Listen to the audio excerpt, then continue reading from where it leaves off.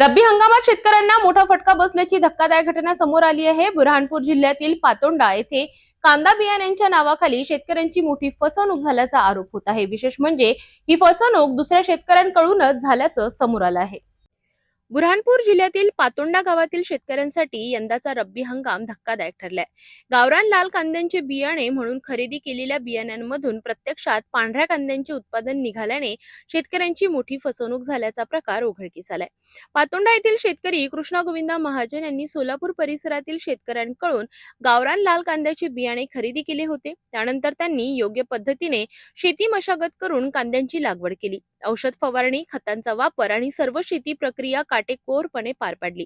सुरुवातीला पीक चांगल्या अवस्थेत दिसत होते, मात्र कांदा मोठा होऊ लागल्यानंतर त्याचा रंग बदलून पांढरा दिसू लागला। त्यामुळे बियाण्यात भेसळ असल्याचा संशय शेतकऱ्यांना आला। तपासणीअंती गावरान लाल कांद्याच्या बियाण्यात इतर बियाणे मिसळण्यात आल्याचे स्पष्ट झाले। या घटनेमुळे शेतकऱ्यांना सुमारे 40% आर्थिक फटका बसणार असल्याचे कृष्ण गोविंद महाजन यांनी सांगितले। विशेष म्हणजे ही बियाणे थेट शेतकऱ्याकडूनच खरेदी करण्यात आली होती। त्यामुळे शेतकऱ्यांनी शेतकऱ्याची फसवणूक केली अशी संतप्त प्रतिक्रिया स्थानिक शेतकऱ्यांकडून व्यक्त केली जाते। या प्रकरणाची चौकशी करून दोषींवर कठोर कारवाई करण्याची मागणी आता शेतकरी करीत आहेत।